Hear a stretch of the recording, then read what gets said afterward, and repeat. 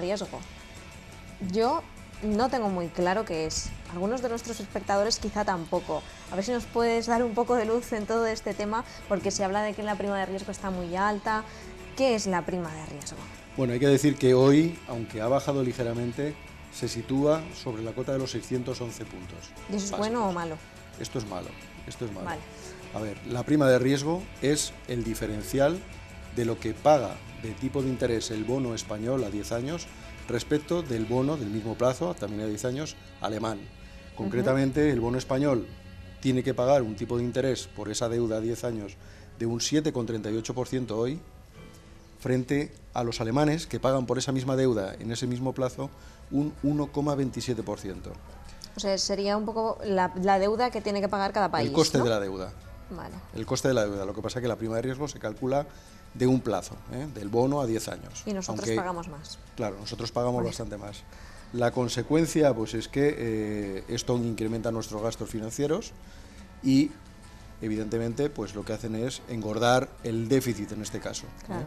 Nuestras cuentas públicas se ven perjudicadas por este incremento de gasto financiero. Es la pescadilla que se muerde la cola, ¿no? Sube la prima, suben los gastos, sube el déficit. Claro, es todo. claro. Hay que destacar, por ejemplo, hablando de este diferencial, que con un índice armonizado de precios al consumo, que es la inflación de la Unión Europea, que en este momento, a dato de junio del 2012, se situaba en el 2,35% para la zona euro, la rentabilidad real de este bono a 10 años alemán sería negativa. Es decir, el coste de la inflación es superior al coste o al tipo de interés que paga los alemanes por este bono a 10 años. Consecuentemente, el que invierta en este bono a 10 años cobrando un 1,27 de rentabilidad tiene una pérdida de valor adquisitivo a lo largo de esos 10 años. Es un coste de interés real negativo. Pero es que además, si nos vamos a bonos alemanes de plazos inferiores, de 5 años, bueno, de 5 años menos, de 3 años, 2 años, 1 año, lo que vemos es que directamente el tipo de interés nominal ya es negativo, no el real, sino el nominal. Es decir, que si vamos al mercado secundario a comprar un bono alemán a 2 años, no solamente no cobramos un interés, sino que tenemos que pagar por comprarle. Claro. ¿Y por qué sube esta prima de riesgo? ¿Qué está pasando? Pues mira, está pasando que la aprobación por parte del Eurogrupo del paquete de ayuda de 100.000 millones de euros para la banca española no ha servido para disipar la incertidumbre que existía en el mercado. Parece que el mercado no ve claro, o los mensajes que se han dado por parte de, en este caso, los gobernantes y la propia Unión Europea, pues en muchos casos han sido mensajes contradictorios, mensajes que no aclaraban ni disipaban dudas, sino que pues, todavía albergaban problemas no solucionados. Tampoco ha ayudado pues esta semana pasada las irresponsables declaraciones del ministro de Hacienda, diciendo que las arcas del Estado están vacías, o que dudaba de que se pudiera incluso pagar a los funcionarios. Nos hacemos mala propaganda, ¿no? Este tipo de declaraciones no ayudan. Ya no entro en que sean o no sean ciertas, que seguramente incluso no lo sean.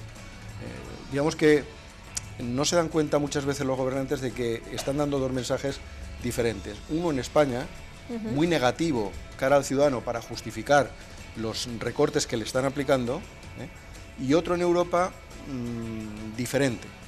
Bueno, pues no se dan cuenta de que cuando hablas en España para tus ciudadanos españoles, también te escuchan fuera. Claro. Y este tipo de declaraciones pues no es muy positivo. El hecho de que después pues, la Comunidad Valenciana, el Consell, Albert Fabra,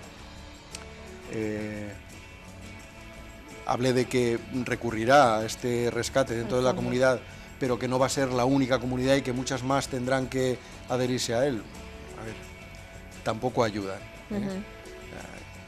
Son cuestiones muchas veces no solamente formales, claro, sino estéticas las que acompañan al mensaje que recibe la población y los mercados fundamentalmente. Entonces los mercados finalmente pues no creen en este tipo de que ayuda vaya a resolver la situación. De hecho, el gobierno también ha modificado las perspectivas macroeconómicas para el 2013, estima una caída del 0,5% del PIB, incrementándola, y una tasa de paro superior al 24%.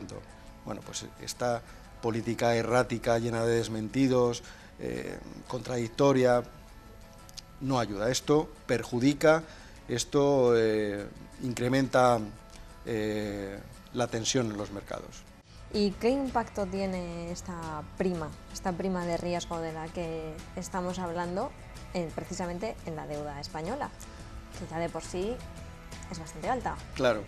Hemos dicho que la prima de riesgo se refería exclusivamente al diferencial entre el bono español y alemán a 10 años, pero evidentemente si la prima de riesgo sube, es alta, es elevada, esto va a afectar a todos los plazos de la curva de tipos, a los plazos más cortos, a los plazos más largos, incluso a los plazos muy cortos. De hecho, la semana pasada empezábamos el programa comentando que al día siguiente, el jueves de la semana pasada, se iba a producir la primera subasta después de la última aprobación del paquete de ajustes de bonos a plazos de 2, 5 y 7 años.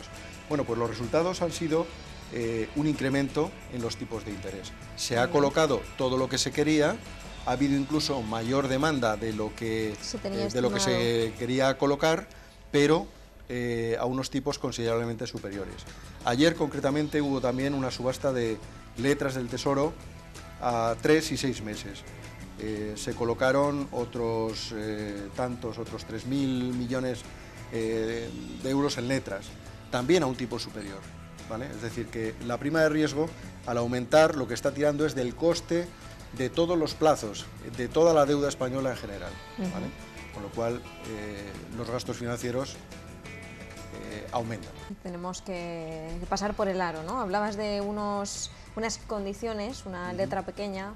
¿En qué consisten? ¿Son estos famosos recortes que ya estamos padeciendo, estas condiciones? Bueno, vamos a ver, el Gobierno confía en que las medidas que ya tomó, que están en marcha, y las que recientemente se han aprobado, y muchas de ellas todavía no se han puesto en práctica, sean suficientes para que la Unión Europea no te exija mucho más.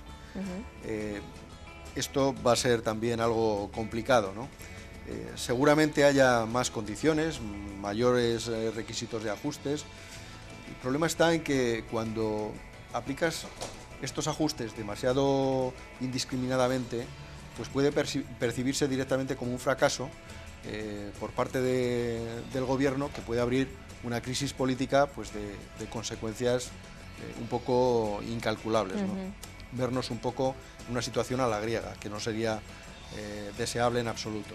Por lo tanto, lo deseable sería que hubiera un consenso, que hubiera un acuerdo por parte de todos los partidos políticos y todos los agentes económicos que intervienen en esto, y que los ajustes se hicieran donde fuera necesario, y además de forma ordenada. Los ajustes o los recortes son necesarios. Bueno, pues sí, son necesarios, son imprescindibles. Lo que pasa es que lo que percibimos muchas veces es que no se han hecho donde se debe hacer. Que el que te está exigiendo esos recortes no te está predicando con el ejemplo. Claro. El ciudadano no percibe que el esfuerzo que le están pidiendo hacer sea algo colateral o sea algo equiparable al que están o al que van a tener, o inexistente en muchos casos, los gobernantes, los políticos, los altos cargos. Por mucho que anuncien rebajas, pues sí, nos bajamos el 15, el 20, el sueldo, pero aún así siguen teniendo otro tipo de atribuciones. No es suficiente. Tienen sus dietas. Claro. Hoy leía, por ejemplo, a alguien que comentaba en las redes sociales, si un diputado, por ejemplo, recibe como dieta de manutención, de alojamiento y manutención, que algunos de ellos hemos sabido, pues como el caso de la hija de Carlos Fabra, Andrea, que tiene residencia en Madrid y sin embargo cobra una dieta por alojamiento y manutención viviendo en Madrid porque es diputada por Castellón. Eso, a ver, la gente no se lo explica, la gente no entiende ese tipo de cosas, que pasen ese tipo de cosas y que le estén metiendo la mano en la cartera mientras tanto de forma contundente. No lo entienden. Entonces, este tipo de cosas tienen que cambiar. No podemos tener 400.000 políticos y altos cargos en España.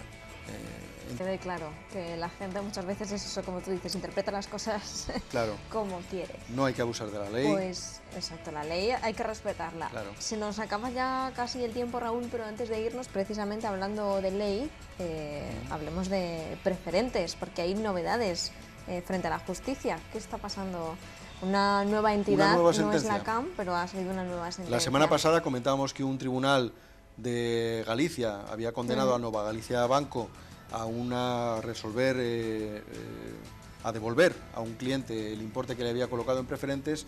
Pues tenemos una nueva sentencia, en este caso es de un juzgado valenciano, que condena a BNP Paribas a devolver a un cliente por la compra de su dinero, su inversión, por la compra de este producto. Con lo cual es previsible que podamos ver en los próximos tiempos, en los próximos días o semanas, un reguero de sentencias de este tipo. Positivas. Las entidades ya, muchas de ellas, se están poniendo las pilas para dar alternativas y resolver este tipo de problemas frente a sus clientes. Bueno, pues esperamos que se solucione pronto este problema con los bancos, estas preferentes que llevan de cabeza a muchos clientes. Aquí en la provincia ya lo saben, a los clientes de la antigua Caja de Ahorros del Mediterráneo, que bueno, pues, siguen ahí luchando para conseguir recuperar su dinero. Bueno, Raúl, pues ya se nos acaba el tiempo, hemos hablado de casi todo lo que teníamos previsto, se nos han quedado un montón de temas en el tintero, pero bueno, ya hablaremos más adelante de ello, de las novedades de Renta 4 Banco, que también tiene datos muy positivos, sí, podemos en este hablar caso, de ellos. Novedades y positivas. Muy bien. Mensaje positivo. Hablaremos de este mensaje positivo. Un banco que, bueno, pues mira, tiene algo positivo que contarnos. Claro. ¿Y tenemos alguna frase para terminar el programa de hoy? Bueno, pues sí, hoy había elegido una frase de Albert Einstein. Muy bien. Dice, en Todos momentos de conocemos. crisis, solo la imaginación es más importante que el conocimiento. Así que pongámonos a pensar. Pues ahí lo dejamos. ¿Cómo salir de esta? A pensar y a ver qué pasa. Pensemos todos. Pues Raúl Velasco, muchísimas gracias una Gracias a semana vosotros. más por habernos acompañado y habernos aclarado todos estos temas económicos. Y bueno, como siguen generándose muchas noticias en clave económica, la semana que viene te esperamos para comentar más. Hasta la semana que viene, entonces. Nos vemos la semana que viene y nosotros continuamos. Nos vamos a publicidad, pero volvemos enseguida. Hoy tenemos con nosotros a Manolo y a Xavi. Enseguida volvemos con ellos.